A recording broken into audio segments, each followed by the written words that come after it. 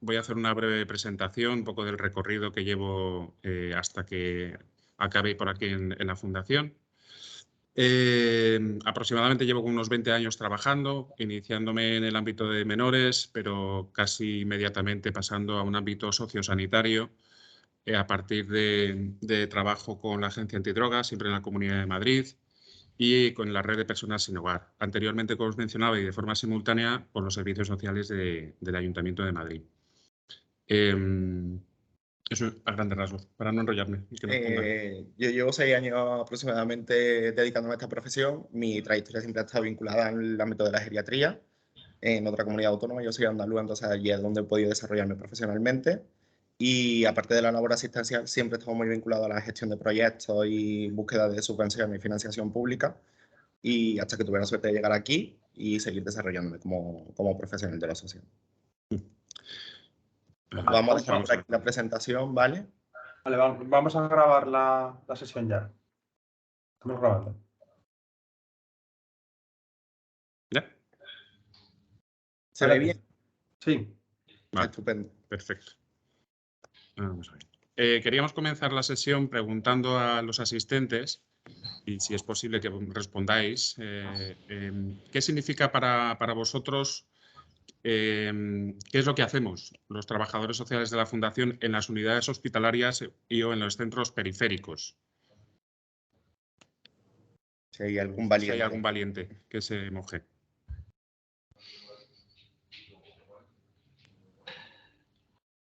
Si no tenemos respuesta pensada.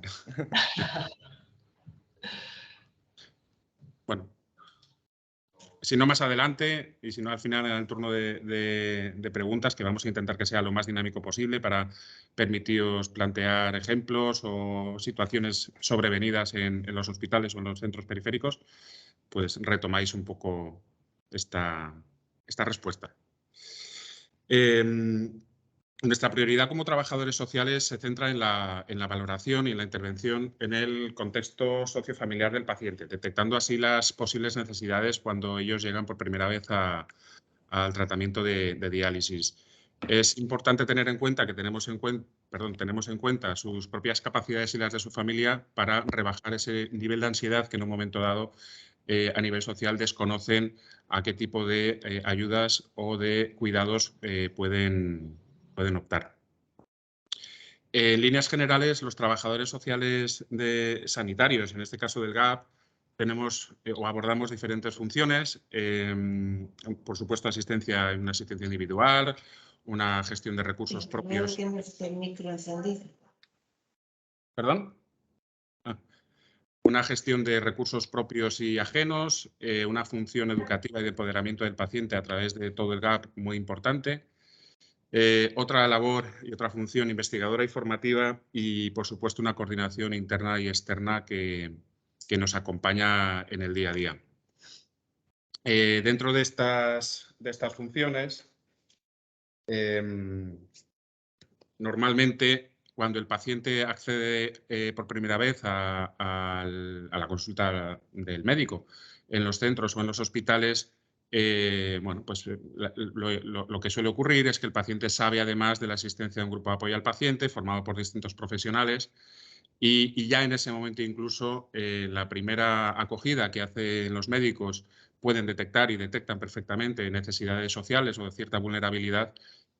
Aquí ya queremos recalcar que estamos orgullosos, ¿no?, de poder contar con vuestras derivaciones e incluso de forma inmediata, ¿no? Es una de las situaciones que siempre el equipo estamos al quite para que, independientemente de que no vayamos esa semana, por ejemplo, al centro o al hospital, recibamos una llamada vuestra para bueno, pues, permitir esa versatilidad, ¿no?, de adaptarnos a las situaciones sobrevenidas por una primera acogida médica, ¿no?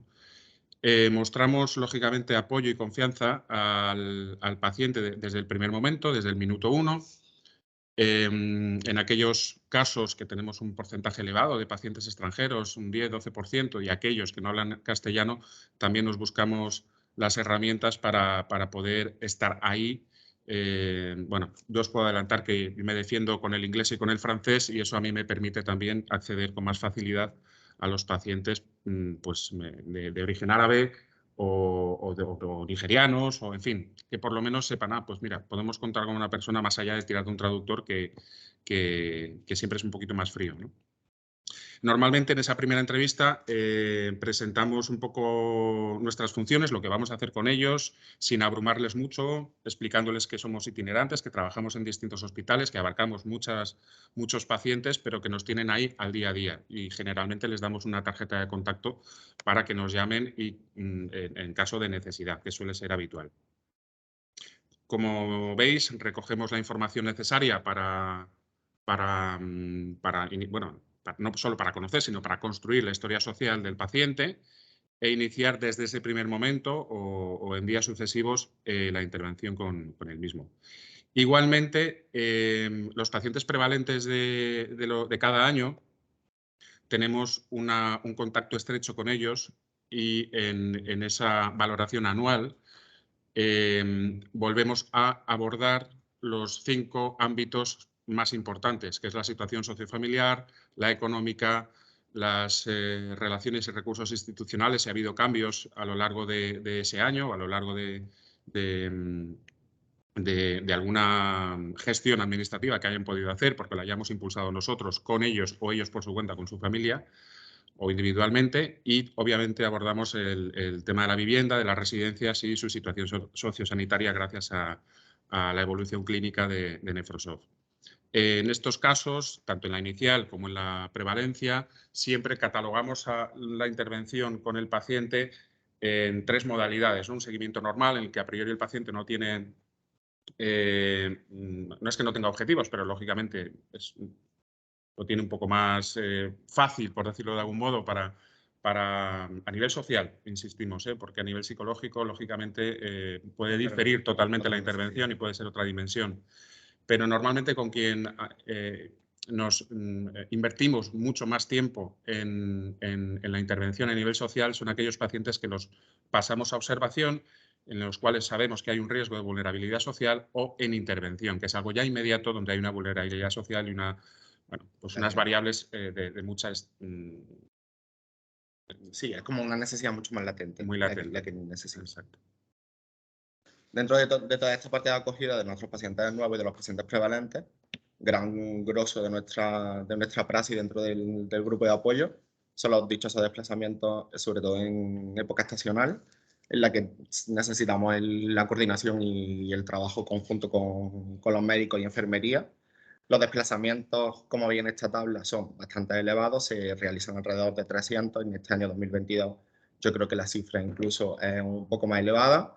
Nos permite tener un contacto bastante estrecho con los pacientes, porque el mero hecho de poderle permitir salir de su unidad de diálisis normal y ofrecerle un espacio de su tiempo libre, yo creo que es lo más reconfortante que te puede pasar, y aparte te sirve para estrechar lazos con el paciente. Necesitamos de la colaboración de los médicos, porque los trabajadores sociales nos volvemos como pepitos grillos detrás de ellos, pidiéndole informes médicos, serología y todos los requisitos que te plantean los centros de destino. Entonces, desde aquí, pedir disculpas por ser tan pasados muchas veces, y nada, y seguir pidiendo vuestra colaboración para que estos pacientes se puedan marchar y puedan disfrutar de sus vacaciones de verano. Aparte, una vez que tenemos las valoraciones hechas, una vez que surgen los desplazamientos también, podemos detectar esas problemáticas. Las problemáticas nosotros las catalogamos como solicitudes de asistencia. La solicitud de asistencia no nos vamos a meter en qué naturaleza tiene y demás, está a disposición de todo el mundo, y cualquier duda la podemos resolver a lo largo de la sesión o en cualquier momento si necesitáis. Pero lo que sí queremos trasladaros es que esas solicitudes de asistencia pueden ser detectadas por nosotros mismos, por el grupo de apoyo, por cualquier miembro del grupo de apoyo, sin necesidad de que sea el trabajador social, el psicólogo, sino que también venga de algún compañero del área de nutrición o de deporte. El propio paciente o la propia familia te traslada la necesidad, pero el personal sanitario, los médicos, los enfermeros y los auxiliares que están de manera continua y tienen la suerte de verlos casi diariamente a los pacientes, creo que son como nuestros ojos al final en los centros de diálisis. Entonces, que el personal sanitario sea sensible con esas necesidades sociales que puedan surgir en la sala, que sepan que tienen al grupo de apoyo y a los trabajadores sociales a disposición para poder darle esa intervención que necesitan. Entonces, que el personal sanitario del centro de diálisis se comunique con el médico responsable o con el supervisor a ser posible para que esa necesidad nos llegue lo antes posible. Además, nos gustaría señalar que esas solicitudes de asistencia se catalogan como en dos grupos, urgente y no urgente. Nosotros valoramos muchas veces la urgencia, es como bastante subjetiva, y el médico, el auxiliar o el enfermero puede catalogar como una solicitud de asistencia urgente, pero cuando pase por ese filtro del técnico responsable o del trabajador social, que sean ellos los que sopesen qué prioridad le van a dar a esa urgencia. Cualquier colaboración es buena, la urgente, nosotros no vamos a intentar poner un plazo máximo de 24 horas para solucionar la necesidad, y la no urgente se le abrirá un plan de atención individual con el objetivo de mitigar la necesidad. Esa solicitud de asistencia, en este gráfico, que es del balance general que se presenta, vemos que tienen como diferentes áreas. Esta sesión clínica se originó por el tema de la dependencia, la discapacidad, hasta cuándo pueden llegar. Y la dependencia, como veis, a nuestros pacientes le importa solamente un 9%. Lo que para los técnicos, para el equipo sanitario, lo que nosotros creemos que es bastante importante o que tiene mucha más redundancia en el paciente, resulta que como el paciente lo vive en primera persona o la familia lo vive en primera persona, no casa con nuestras necesidades que nosotros creamos. Lo que sí se reciben, casi el 36% de solicitudes de asistencia son de discapacidad o el 21% son de recursos sociales, solo el 9% van de dependencia. Entonces lo que nosotros intentamos ver es que hay que tener en cuenta la autodeterminación del paciente y que lo que nosotros creemos que es importante para ellos, para el paciente o para la familia no lo son tanto. Siempre se va a intentar trabajar con la familia, que reconozcan que este tipo de procedimientos son muy importantes para garantizar una calidad de vida y para garantizar un recurso en el caso de que surja alguna necesidad, pero a priori a ellos no se lo plantean como una necesidad mínima. Por ejemplo, aquí os ilustramos una tabla recogida del INE de este año, una tasa de dependencia de la población mayor de 64 años. Y por comunidad autónoma, Madrid tiene un casi 28% más o menos de personas que tienen la dependencia tramitada o está en trámite. En nuestro caso hemos recurrido un poco a dos de los centros en los que tenemos presencia y además muchos de estos pacientes de la Jiménez Díaz, en este caso, acaban incorporándose al centro de Santa Engracia y tenemos hoy por hoy pues esos porcentajes, ¿no? Pueden llamar la atención, pero una de las variables que sí que hay que tener en cuenta es que, lógicamente, los pacientes que están en los hospitales tienen un grado de comorbilidad mayor, más alto, y son pacientes también más longevos, un poco más mayores de lo habitual con respecto a un centro como Santa Engracia, que es más heterogéneo en ese aspecto, en edades y en otros factores. Como bien apuntaba Rafa, la dependencia es un aspecto muy subjetivo a su vez por parte del paciente y de la familia. Si bien por un lado desconocen cuál es el abanico de recursos a los cuales pueden optar, influyen aquí aspectos socioeconómicos, por un lado, y aspectos, bueno, pues también lógicamente culturales, de cuidado o de autocuidado. Las personas pueden estar solas, pueden tener un entorno familiar adverso porque hayan enviudado o porque no tengan hijos o porque incluso teniéndolos la familia a veces es la que suele poner un rechazo frontal para que esa persona a ese paciente, perdón, a la que le hemos recomendado el trámite de dependencia, pues vayan un poco con el freno de mano echado. No obstante, en las valoraciones anuales, como apuntábamos antes, es algo que rescatamos. Si nos consta que no se ha tramitado la dependencia o la discapacidad, pero lo hemos tocado, lógicamente, en la entrevista inicial y a lo largo del año, cuando estamos en sala, lo volvemos a rescatar. Y si es necesario, lógicamente, hablamos con los hijos también, si el paciente siempre nos lo legitima, nos lo autoriza. A grandes rasgos, como os decíamos, estos son los datos que hoy por hoy, al menos en 2 centros, existen. Y con respecto a los datos generales de todos los centros de España, de la Fundación Renal y de los hospitales, pues es un porcentaje que en nuestras solicitudes de asistencia es algo menor, aflorando más los recursos sociales y sobre todo la discapacidad.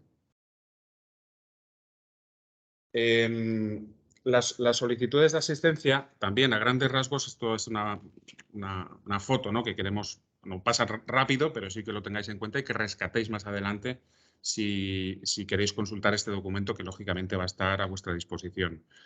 Pero básicamente cuando los trabajadores sociales, que hoy por hoy somos los que llevamos a cabo, y bueno, lógicamente los psicólogos, las solicitudes de asistencia, a grandes rasgos abordamos las ayudas económicas que hayamos podido detectar y valoramos cuáles de ellas son las más acuciantes. También hay un impacto importante en la parte laboral, en el impacto laboral o en las pensiones por incapacidad, por baja temporal o baja prolongada por parte del paciente. Los recursos sociales es algo que usamos en el día a día, recursos propios, recursos como el Fondo Social Económico, lógicamente, recursos propios también desde el propio Grupo de Apoyo al Paciente. Intentamos tener una dinámica entre los propios trabajadores sociales para hacernos consultas, ¿no? Ya que abordamos, si no me equivoco, 9 centros en Madrid, entre hospitales y centros, y estamos muy diversificados. Entonces, bueno, los recursos son muy diferentes entre unos ayuntamientos y otros y entre unas localidades y otras, ¿no?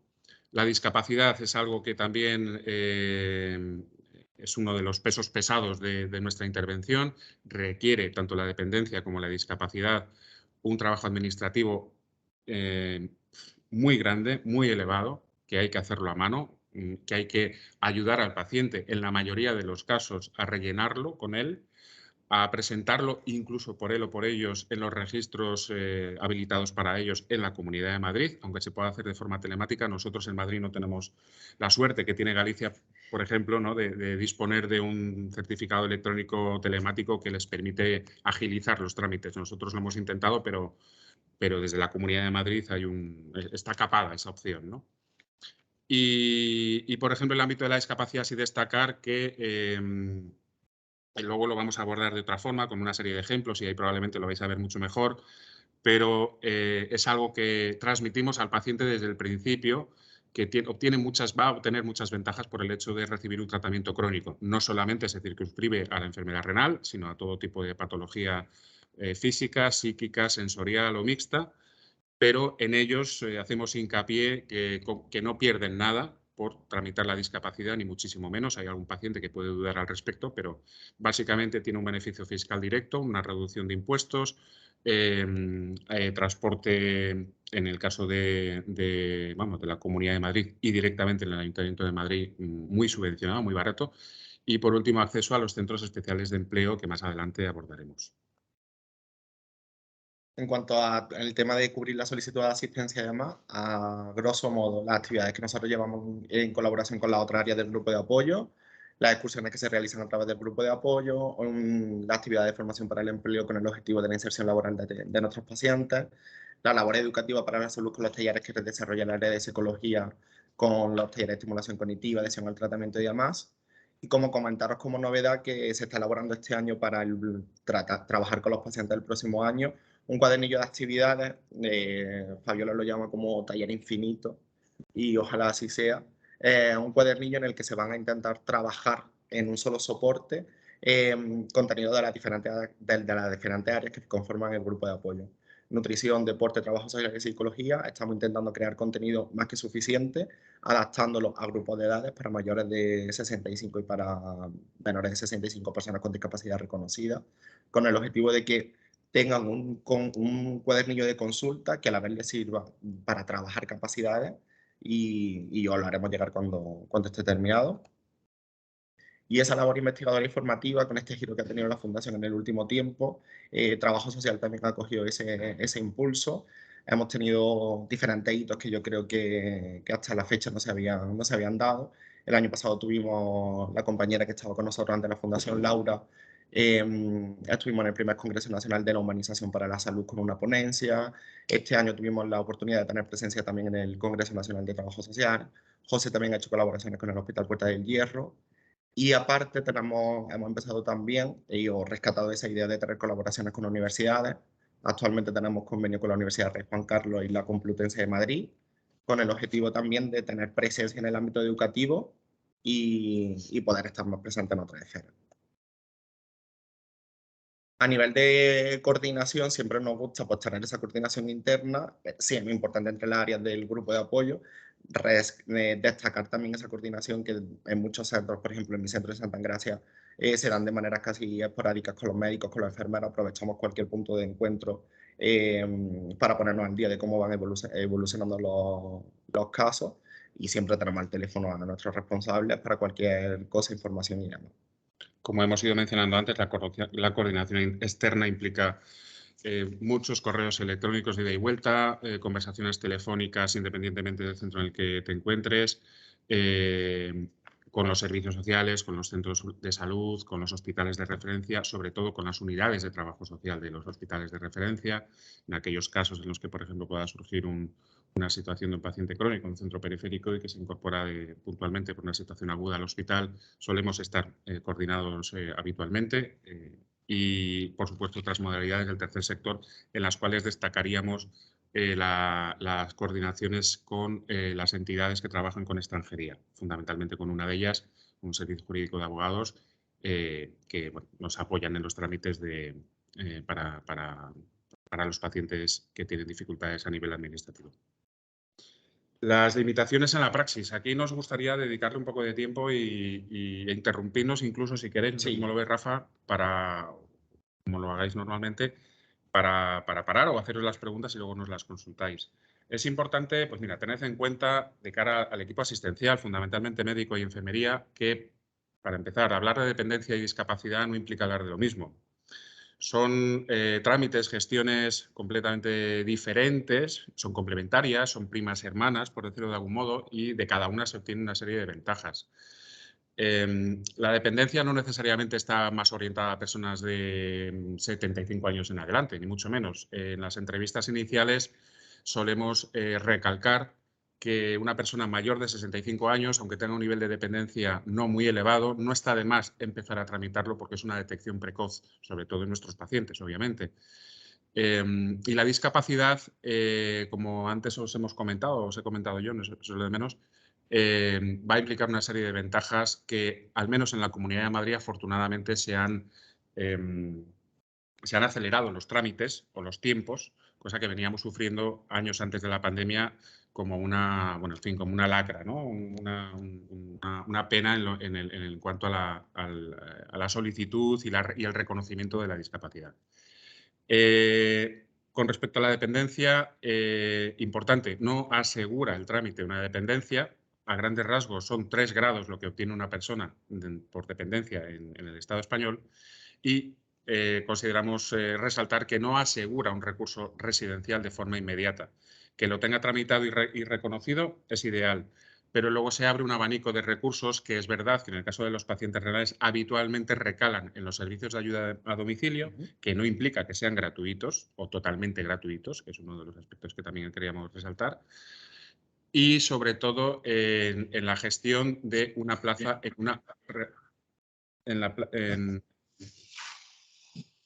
Hay un micro por ahí.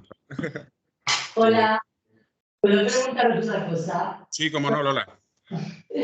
Perdonad que os interrumpa, pero yo creo que sería interesante que nos contarais un poquito más cuánto vosotros consideráis dependencia y cuánto discapacidad. Yo creo que igual yo soy muy inculta, pero... ¿Puedes repetir la pregunta, que se te oye un poco mal? A ver, que... espera un momento, que voy a coger el micrófono desde un sitio. ¿Me oís ahora mejor? Sí, mucho más claro. Mira, que yo tengo dudas sobre lo que es la definición de dependencia y la definición de discapacidad. Que estáis todo el rato haciendo alusión a estas dos cosas. Sí que parece que hacéis unas cosas diferentes, pero no sé qué diferencia hay entre una y otra. Creo que sería bueno que lo contarais un poquito. Nos ayudaría a entenderlo mejor. Sí, dale. La dependencia. La dependencia, por ejemplo, no está limitada a un rango de edad, como bien ha dicho José. Lo que te intenta es garantizarte un recurso un recurso o un servicio que te preste ayuda para aquellas personas que tienen limitaciones en la actividad básica de la vida diaria y que necesiten un soporte de bien una ayuda económica o bien de un servicio o recurso, sea servicio de ayuda a domicilio, sea recurso residencial, sea un centro de día, para garantizar una calidad de vida porque no tiene la funcionalidad necesaria para la realización de las actividades básicas de la vida diaria. Esa es como la coletilla que siempre se utiliza a nivel de dependencia. Nosotros, por ejemplo, en Santa Engracia tenemos un chaval bastante joven con una dependencia reconocida por sus limitaciones funcionales. ¿Y cuántos años tiene? 29. Vale, eso es lo que quería que dijerais claramente. Porque, por ejemplo, actividades instrumentales de la vida diaria, una persona que tenga dificultad para las actividades instrumentales, ¿sería considerada dependiente en estos casos, por ejemplo? Habéis hablado de dependencia económica también. Sí, la cartera de servicios del sistema de dependencia se divide en ayuda económica y esa ayuda económica están vinculadas al sufragar un coste que te genera un servicio en el que estás interno o en el que tu familiar está interno, una ayuda económica por cuidado en el entorno familiar con el objetivo de que el paciente se mantenga en su entorno familiar y al cuidador se le transfiere una ayuda económica para que pueda sufragar los gastos que generan los cuidados y una ayuda económica por, si no recuerdo mal, era por... Cheque servicio. Efectivamente, con el objetivo de sufragar los costes. Y después está en la parte de servicio, en la que sí están los recursos residenciales, los centros de día, los centros de noche, que también existen y también se contemplan en la cartera de servicios, el servicio de ayuda a domicilio y la teleasistencia. No todos los grados de dependencia dan acceso a todas las prestaciones o servicios. El grado 1, que puede tener una persona con una discapacidad reconocida de un 65%, puede incluso no tener una dependencia o pues tener solamente un grado 1 de dependencia que no le permita acceder a ningún recurso. Hay que añadir, Lola, que el informe de dependencia que utilizan los valoradores de dependencia en el Estado español, cuando visitan al paciente en su entorno residencial, no solo en su casa, sino incluso en las residencias, son informes tipificados de dependencia que emiten los centros de salud. Han abierto la mano ya hace un tiempo, hace en los 2-3 últimos años, para que los médicos especialistas que existen y que tiene el paciente en sí mismo y conoce bien al paciente también puedan rellenar ese informe de 2 hojas, que es un informe tipo, en el que se valora en un cuadro de 5 preguntas su nivel de funcionalidad con respecto al día a día. Eso emite una numeración, un baremo, y una vez que queda registrado y se envía en este caso al Registro General de la Dirección del Mayor y de la Atención a la Dependencia en Madrid, o a través de los servicios sociales, es cuando se activa un valorador de dependencia en el domicilio de la persona, y además en ese momento es cuando suele sugerir el valorador en el domicilio de la persona qué es lo que va a querer de ese catálogo de servicios. ¿Vale? Todo eso, así al detalle, tampoco se lo explicamos al paciente. Básicamente lo resumimos en la idiosincrasia que vemos con nuestros propios pacientes, que va a ser un recurso residencial, un servicio de ayuda a domicilio o una teleasistencia, lo que es la antigua, la medallita. Y la discapacidad, para que sea como un poco más liviana la explicación, lo que te intenta la comunidad autónoma es ofrecerte ciertos beneficios fiscales, económicos o de acceso a recursos, porque la discapacidad te reconoce que no puedes llevar una vida normal, entre comillas, por tus limitaciones, por tu patología. Entonces lo que te intenta es darte alternativas para normalizar la situación que te genera una enfermedad. Cuando echas, por ejemplo, la solicitud de dependencia, hay un apartado en el que puedes recoger si tienes grado de discapacidad reconocido o no y qué porcentaje tienes. En el que ya de base se puede sobreentender que tú funcionalmente ya tienes unas limitaciones reconocidas, pero la valoración va por una vía independiente.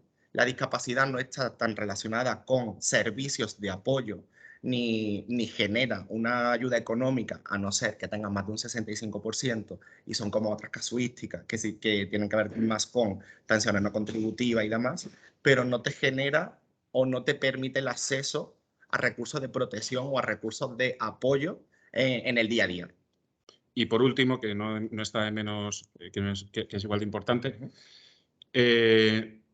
para poder solicitar la discapacidad, mejor dicho, una ayuda económica de la discapacidad, suponiendo que cumplas los requisitos del 65% que menciona Rafa, tienes que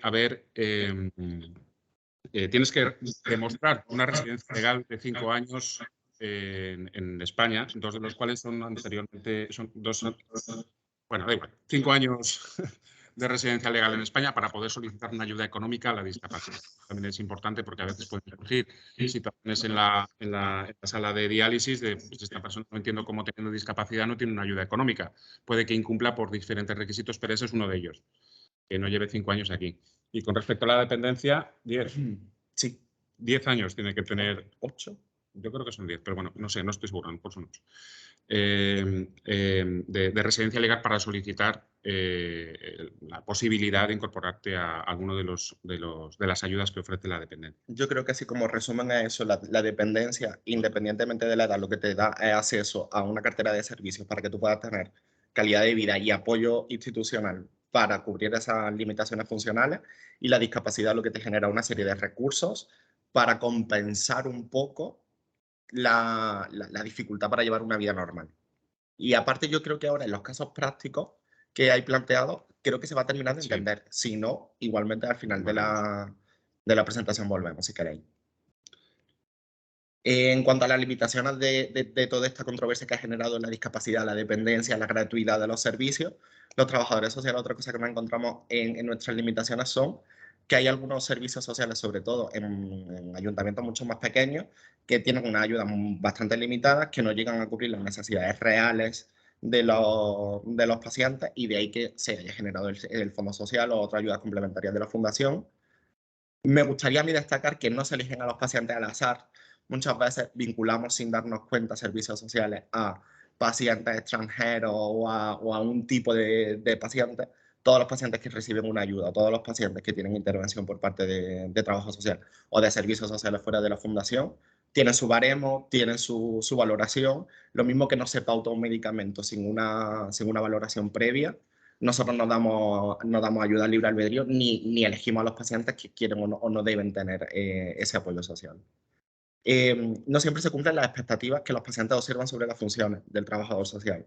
Hay muchos de ellos que o desconocen nuestra figura o se piensan que somos reyes magos y que tenemos todo a nuestro alcance. No es el caso, tenemos muchas trabas administrativas y demás. Aparte hay un choque frontal con todas las modificaciones de la normativa reguladora. Extranjería y, bueno, todas las leyes en realidad pues, tienen van evolucionando, van cambiando requisitos. La ley de discapacidad llevaba sin tocarse desde el año 80 y algo en la Comunidad de Madrid. Resulta que la cambiaron hace un mes aproximadamente. Ahora toda la normativa es totalmente diferente. Actualmente ahora se reconocen grados de discapacidad. Hablar de grado en discapacidad es totalmente novedoso. Ahora se puede alcanzar hasta el grado 5. Antes eran por porcentaje. Lo que han hecho ha sido vincular el porcentaje de discapacidad reconocida a un grado. Igualmente, hablar de grados, a mí lo único que me parece a nivel personal es que se asemeja mucho más a la dependencia y puede crear muchas más dudas tanto a los profesionales como al propio paciente, porque inevitablemente tener un 77% de discapacidad es igual que tener un 90 o un 65%, porque está dividido como por rango, menos de 33% en discapacidad. Te la tienen reconocida, pero no tienes derecho absolutamente a nada y a todas las prestaciones que se tiene. Entre el 33 y el 65 te dan algunos beneficios fiscales y demás, y más del 65 si te da acceso a alguna prestación económica. La barrera idiomática, que lo ha comentado antes José, y esos plazos, esas cargas administrativas. Hay pacientes que fallecen esperando una valoración de dependencia. Por mucho que nosotros intentemos agilizar el trámite y tampoco tenemos una capacidad de maniobra para acelerar procesos administrativos. Podemos tirar de contactos informales dentro de cualquier administración, pero los plazos de la administración ni los marca el técnico público, ni los marcamos nosotros. Al final es como la dinámica que lleve la administración. Entonces, en estos dos casos, yo creo que varias cosas se quedan. Vamos a presentar dos casos que pueden contextualizarlo un poco. Estos casos, lo que hemos tenido en cuenta la naturaleza del paciente, el lugar del tratamiento, o sea, si se dializa en un centro periférico o en un hospital, porque también los agentes implicados en el caso varían, y el entorno sociofamiliar, y una cosa que sí hemos querido resaltar bastante es esa autodeterminación del paciente. Lo que nosotros intentamos evitar es esa vena paternalista, intentar poner al paciente en el centro de la problemática y que sea él el agente de su propio cambio. Nosotros podemos recomendar, podemos apoyar, podemos intentar convencer al paciente, pero al final quien tiene la última palabra es el propio paciente. En este caso es un caso real de una paciente entre Santa Engràcia y la Fundación Jiménez Díaz. Era una señora de 90 años, viuda, con muy poco apoyo social por parte de su unidad familiar, con una situación socioeconómica compleja, solo percibe una pensión de viudedad que no es excesivamente alta, grandes dificultades básicas para la actividad de la vida diaria. No tiene un certificado de discapacidad, pero sí tiene reconocido un grado de dependencia 2. Esta señora, cuando se le valoró y se le asignó un grado de dependencia 2, optó por un servicio de ayuda a domicilio. Se dializaba en un centro periférico, pero ingresa a la unidad hospitalaria por un episodio agudo. Y se prevé que después del alta va a necesitar apoyo. Desde el centro periférico, con esta señora tenía vales para cubrir las necesidades básicas. Se le había dado ayuda del Fondo Social para cubrir algunas deudas que tenía con la comunidad de vecinos. Se gestionó ese servicio de ayuda a domicilio. Cuando fueron a valorarla, fuimos a casa de la paciente a acompañarla en la valoración. Cuando se firmó el plan de atención individual con servicios sociales, debido a su escaso apoyo familiar, intentamos ver qué recurso era el que mejor se ajustaba a sus necesidades, porque ella tenía clarísimo que se quería morir en casa, que no quería irse a una residencia, estando bastante sola, con unas limitaciones bastante importantes. Y aparte se le intentó gestionar acompañamientos cuando iba al centro sanitario y demás. ¿Qué pasó? Que esta señora tuvo un episodio agudo, ingresa en el hospital y necesita, y nos recomienda que esta señora se vaya a una residencia. ¿Cuál es el plan de trabajo? Cambiar ese plan individual de atención que se firmó en su momento la unidad familiar con su centro de servicios sociales. Al estar en una unidad hospitalaria, necesitamos de la coordinación de la unidad de trabajo social de Quirón, en este caso de la Fundación Jiménez Díaz, con nuestro apoyo para intentar darle esa solución. Cambiar el PIA, ese plan individual de atención, debe realizarse a través de servicios sociales. Por mucha voluntad que nosotros creamos que el mejor recurso para esta paciente es que vaya a una residencia, la única manera de optar por una residencia pública es cambiar el recurso que se le asignó cuando le reconocieron el grado 2 de dependencia. Pero hay que rellenar un formulario, volver a juntar documentación, volver a presentarlo en el registro, volver a pasar por una valoración. Y ahí nos cambian el recurso asignado. Pasaría de tener un servicio de ayuda a domicilio a tener una residencia mayor. Y ahora el problema y otro de los inconvenientes que te viene es que cuando a ti te aprueban un recurso residencial, la familia o el paciente pone, por orden de preferencia, un listado, creo que es de hasta 5 recursos residenciales. Pero puede o no puede que la administración le dé plaza en los recursos donde ella tenga. Y al final el paciente o la unidad familiar acabe rechazando el recurso porque la paciente que es de Madrid, que tiene su vida en Madrid, le haya tocado una residencia en el Escorial. Entonces muchos de ellos terminan desestimando el recurso. Esta señora lo que necesitaba era una residencia que cubriese las necesidades básicas después del alta, sin duda alguna. ¿Es tan fácil que esta señora acabe en una residencia justo después del alta? Pues desafortunadamente no, porque es que los plazos de resolución del cambio de PIA oscilan actualmente en la Comunidad de Madrid entre los 6 y los 12 meses. Y la resolución del PIA no tiene por qué venir con la asignación de un recurso, porque si la valoradora sopesa que el recurso residencial no es la mejor opción para esta paciente y cree que un centro de día es lo que le va a venir mejor, seguramente a ella se le reconozca un centro de día. Por eso también hay que tener en cuenta el principio de autodeterminación del paciente. Esta paciente actualmente está en una residencia, pero está en una residencia porque es una residencia de media estancia, porque tiene una capacidad de rehabilitación y porque se le ha puesto como un plan de trabajo para que esta señora vuelva a corto plazo a su vivienda. Por último, señalar en el caso de Rafa que estamos hablando, o ha estado hablando, perdón, de plazas públicas. Siempre tiene la oportunidad el paciente de optar a una plaza en una residencia privada. Para eso también estamos los trabajadores sociales, para automáticamente facilitarles esa información. Para que os hagáis una idea, en Madrid aproximadamente las plazas de residencia privada están en torno a entre los 1.500 euros en el mejor de los casos, sí, muy lejos en la sierra, muy deslocalizadas, y los 2.500 o más. Lógicamente, pocas personas se pueden permitir esa posibilidad, pero también es algo que ofrecemos para que, si pueden incorporarse primero para una probatura, ¿no?, inicial, a ver cómo se va adaptando, residencias pequeñas, tal, con un coste que puedan asumir. Una vez que se incorporan a la residencia privada, ponemos en marcha la dependencia o ponemos en marcha el cambio de PIA, porque eso sí suele acelerar el cambio de PIA para que luego o la residencia reciba esa ayuda de la Comunidad de Madrid y si la persona ya está a gusto y cómoda, se quede en esa residencia, o cambie, como bien apuntaba Rafa, a lo que le puedan dar, que a lo mejor está en la otra punta de Madrid y depende de las situaciones personales, acepte o no. Por último, para intentar dar 10-15 minutillos de debate, este es un segundo caso completamente distinto. No me quiero extender mucho porque es un caso complicado que se puede dar, que se da y que se ha dado en diferentes hospitales o centros, ¿no?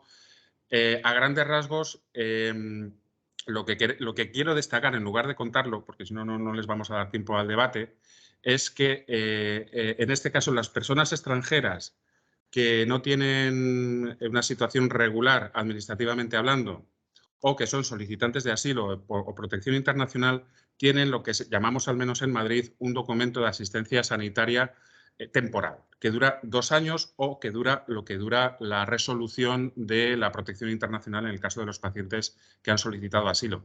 Si se los han aprobado, es la mejor noticia porque automáticamente están incorporados, como ya lo estaban, en el sistema sanitario, en Casiopea, que suelen ser esos problemas que a veces se dan en los hospitales fundamentalmente, o que los usuarios, pacientes, se encuentran en los centros de salud para poder acudir al médico y obtener su tratamiento médico. Pero muchas veces nos encontramos los trabajadores sociales, bueno, nos vemos un poco como solucionadores de problemas. Antes hablaba Rafa muy bien que informalmente tiramos de los contactos que podemos, habidos y por haber. Eso es algo que existe en la cultura del trabajador social puro y duro, de donde trabaje, del sector en el que trabaje, porque siempre intentamos buscar esa rendija o esa bisagra en la cual poder seguir avanzando con el caso, dentro de nuestras posibilidades. Como os digo, es un caso muy complicado, que ha supuesto una coordinación con el tercer sector mientras la paciente estaba, bueno, y se encuentra todavía dializándose en el Hospital de Villalba. Se ha aprovechado los tiempos de esa no resolución temporal para al menos trabajar y conseguir el grado de discapacidad que sabíamos que se lo iban a reconocer. Se lo han reconocido, pero la mala noticia es que en este caso no le han reconocido la condición de asilo y eso es un varapalo gigante para el paciente, el primero, y sobre todo además porque el paciente recibe en su casa un choque importante económico porque la comunidad le pide que va a tener que reembolsar el tratamiento médico que ha venido recibiendo. Eso en la práctica no es así, pero está en la ley, está en la norma y lógicamente el paciente se asusta y tira rápidamente de nosotros, de los trabajadores sociales o del propio hospital. Como antes mencionaba Rafa, no es lo mismo trabajar en un ayuntamiento pequeño que en el Ayuntamiento de Madrid. Para bien o para mal, aquí hay muchos más recursos, digo en el Ayuntamiento de Madrid, porque sin ir más lejos disponemos, por ejemplo, de los centros municipales de salud, cosa que no existen en los centros, perdón, en las localidades más pequeñas, o Villalba sin ir más lejos, o Móstoles, ¿no? Pero los centros municipales de salud son centros de salud comunitarios donde hay una participación ciudadana muy potente, muy reivindicativa. Y aprovecho, aunque no se menciona aquí, que hay una plataforma, ¿no? Desde hace al menos 4 años, si no me equivoco, si no algo más, no, más, de hecho, por lo menos 6 o 7 años, que se llama Yo Sí, Sanidad Universal, en la que hay muchos agentes sociales implicados, médicos también los primeros, enfermería, trabajadores sociales, lógicamente, educadores, etcétera, etcétera, para seguir denunciando, ¿no? la carencia y la dificultad de pacientes extranjeros que venían recibiendo un tratamiento crónico, el que fuera, y de repente, por situaciones administrativas, se lo han robado, se lo han quitado. Por último, como veis, ya queda una sola pestañita y queríamos destacar o resaltar las fortalezas que creemos que tenemos como trabajadores sociales, que es la itinerancia, según se mire, pero estamos siempre ahí. Vuelvo a decir que somos muy versátiles. Hemos atendido a lo largo del año pasado, como veis en la fotografía, desde el punto de vista social, pero vamos, todo el GAP, son impresionantes las cifras, pues casi 1.400 pacientes en los 18 centros de toda España. Hemos atendido unas 415 solicitudes de asistencia, con lo que implica, al margen del trabajo administrativo, llevarla a cabo. Y a nivel de acompañamientos, sobre todo sociales y atención domiciliaria o residencial, puede conllevar que que nuestra presencia en los centros intentamos que sea lo máximo posible, pero lógicamente si queremos seguir dando un servicio de calidad al paciente por su situación sobrevenida, por esa atención individual que estamos haciendo en el domicilio, porque consideramos que hay lo que sea, un hacinamiento o soledad, todo lo contrario, nos tienen como trabajadores sociales para el GAP para salir del paso. Y ya está. Pues queríamos aprovechar eso, que cualquier persona que que quiera o tener a disposición la presentación como recurso o cualquier cosa, que nos la pidan por correo y nosotros se la hacemos llegar. Si no, Fabiola nos ha comentado a ver si está la posibilidad de subirla a la web. Y nada, cualquier pregunta Estamos será a ello. bienvenida y intentaremos dar nuestra Muchas mejor gracias. respuesta.